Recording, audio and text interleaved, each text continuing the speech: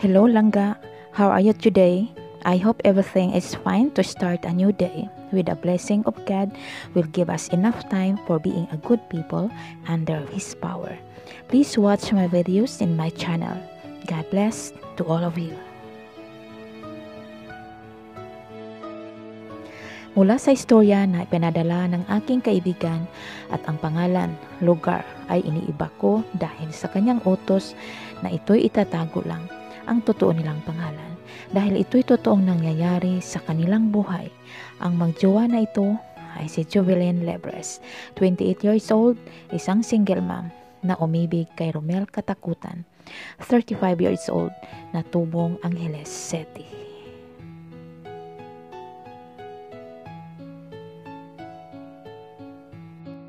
Si Romel ay may ka-live-in na dati bago sila nagkakatagpo kay Jovelyn. At si Jovelyn din naman ay may anak na sa iba bago din naging sila kay Romel. In other words, pareho silang single mom at single dad bago na-cross ang kanilang landas. Isipin natin na ang bawat tao ay may pagkakataon na mamimili upang lumigaya. Siguro sa kanilang mga panahon may mga distances upang inihiwalay sila ng landas. Isang gabi itong si Romel ay naligaw sa bar upang i-relax ang sarili upang makalimot sandali sa masalimuot niyang buhay. Dito niya natagpuan si Jovelyn, isang entertainer ng club. Pero isipin natin na hindi lahat na babae nagtatrabaho dito ay masama na. Mayroon ding mabait na katulad ni Jovelyn.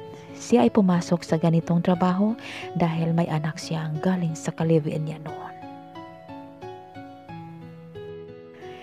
Dahil kapag hindi magkakasundo, lagi na lang walang katahimikan, buti pa maghihiwalay upang peaceful ang buhay. Kaya mas maganda hindi muna magpapakasal upang may panahon pang aatras. Kung sakali, giyera lang ang iyong mapapala. At na center of attraction niyang kumakanta at nagsasayaw itong si Jovelyn sa harapan. Morena sa Jovelyn, meaning Black Beauty. Kaya maganda ito dahil tunay na Filipina beauty. Itong si Romel ay anak mayaman ito, pero hindi sila magkakasundo sa ina't mga kapatid. Kaya siya ay lumayas at napadpad sa Maynila. Iniwan niya ang malapalasyo nilang bahay dahil wala siyang space sa kanilang mga puso. Kahit magbait-baitan pa siya ay mali ito sa kanyang ina. Ang mabait na ina na nagmamahal sa anak, dapat hindi one-sided kayo. You should listen in both sides of your children. Kaya iniwan niya ang malahasyenda niyang lupain na ipinagmana sa kanya, na ayaw siguro ng kapatid niya mapasa kanya, kaya sinipsip ito. Bago siya umalis, nagbabanta siyang siya ay babalik at kukunin niya ang sa kanya dahil eldest itong si Romel at ewan ko kung anong klase ang kanilang mga puso. Siguro wala silang puso, buti pa ang saging ay may puso. Ito ang dahilan na si Romel ay naghihirap ngayon sa pagdediskarte sa buhay at pumasok siya bilang construction worker sa mga building sa Maynila, or as a laborer. Kaya sa araw ng linggo, i-enjoy niya ang sarili at dito siya sa bar, nagpa-relax-relax habang umiinom ng isang boteng beer. At naaagaw pansin niya ang babaeng maganda na kumakanta at sumasayaw. Dahil napakaganda at sexy siyang titingnan sa morena niyang kulay, kaya pagkatapos ng kanyang show, nilapitan niya ito at nagpakilala siya. At ganun din sa Jovelyn. Hanggang sa isang linggo, 2 beses na si Romel magpupunta sa bar upang makita niya ang babaeng nakapagpatibok muli sa kanyang puso. Hanggang niligawan niya ito at ito ang kanyang diskarte. Jove, I love you. Since first time I saw you, can I have your big yes? Sagot ni Jovelyn. Know me first before saying anything of me. You don't know me yet, so don't be hurry about of this matter. It needs more time, okay? At ang sabi ni Jovelyn ay, I want start with a friendship, not in relationship. We have too much time to expressing ourselves because we are both strangers. Me have 1 kid and I am a single mom for sure. And I can't give the full details because it's not written anymore in my mind. If you are interested, just search and Google. Pabiro niyang sabi kay Romel. At ito ang sagot ni Romel. No need searching. I know the definitions of life and I know the reasons why we meet. It's because you are meant for each other. Yun na, naging in relationship na sila at hindi na ito gaanong papakipot or maging OA pa sa buhay dahil sila'y mga second hands. As I said, no complete information. Just search for more details.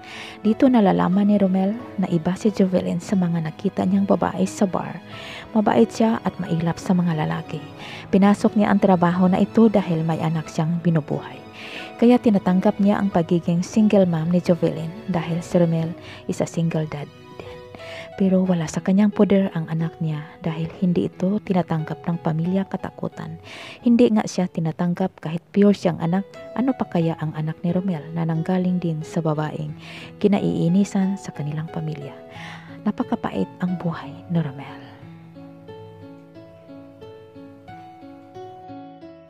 Ngayon na nakikita na ni Romel ang kanyang true love, kahit ano pa ang sasabihin ng pamilya niya, sa bagay neglected siyang anak pati sa kapatid. Wala siyang pakialam sa kanilang sasabihin, ito ang nasa isipan ni Romel.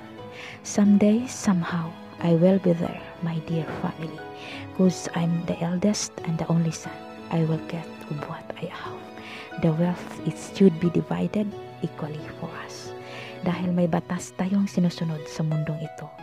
At ang tanging sa akin lang ay karapat-dapat kong mapasa akin.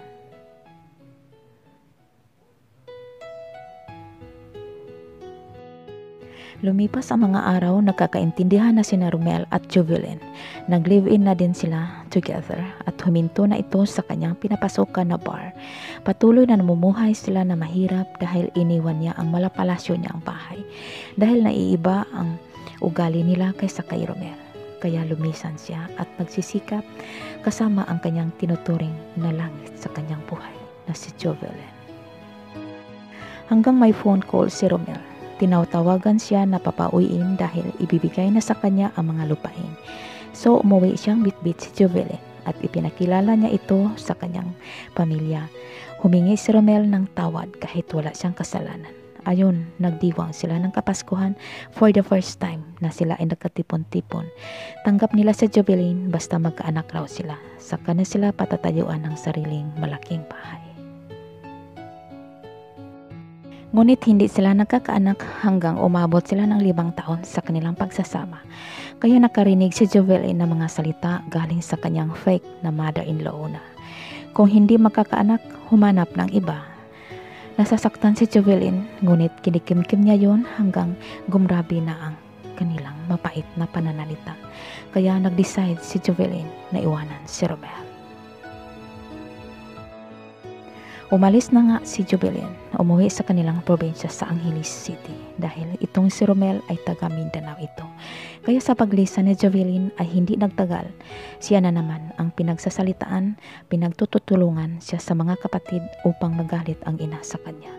Kaya nag-decide siyang sumunod kay Jovelyn sa Maynila dahil sa kanya lang siya lumigaya. Iniwanan niya ang kasaganaan sa buhay dahil hindi siya lumigaya dahil may ahas sa pamamahay na iyon. Kaya balik siya sa dating gawi. Sabi ni Romel sa sarili, mahirap magkaroon ng ina na one-sided. May favoritism sa anak. Bakit ikaw pa ang naging ina ko? Yun ang mga katagang nasasabi sa anak na nakakatikim ng pang-aapi mula sa sariling pamilya. Ang pag-ibig ay sadyang makapangyarihan sa bawat puso ng tao. Dahil kahit may bawal ay ginagawa. Kahit may humahadlang, sadyang ipinaglaban. Kahit pangit man sa paningin ng iba ay para sa iyo, siya ay Diyosa sa kagandahan. Kaya mapipigilan pa ang baha kaysa pag-ibig. At kung ito'y idibdib mo, sigurado akong mag-uumapaw ito sa iyong dibdib. At hindi mo na ito mapipigilan dahil sinunod lang natin ang pinipintig ng ating puso. Ang ipinagbabawal ay sadyang masarap. Kung pipilitin mong iwaglit sa iyong isipan, ito'y masakit. At kung sino man ang lalabag sa ating pagmamahalan, dadaan mo na sila sa mahabang proseso. Dahil ang pag-ibig na wagas at totoo ang mangingibabaw. Sino ka man, ano man ang katayuan mo sa buhay ay hindi yon pakikialaman sa mga nagmamahalan. Dahil love is blind. Sa ngayon ay happy pa sina Romel at Jovelyn kahit sa kahirapan at kahit tinalikuran niya ang karangyaan sa buhay. Dahil hindi siya lumigaya dahil ang kanyang pamilya ay ayaw sa kanya. One-sided ito, iisa lang ang pinakikinggan. Dapat ang mabuting ina ay makikinig sa bawat rason ng anak upang walang pusong masasaktan. May favoritism sa anak, hindi yon maging magandang ehemplo sa bawat ina dito sa mundo. Please watch the continuations of the story will be tomorrow, and I hope you will like it and you will learn more importance of being a mother, being a parents when you build a family. Thanks for watching The Rest Filipino, and please watch the next story in my channel. Bye bye. God bless to all of you. From me to yours. I love you. Bye.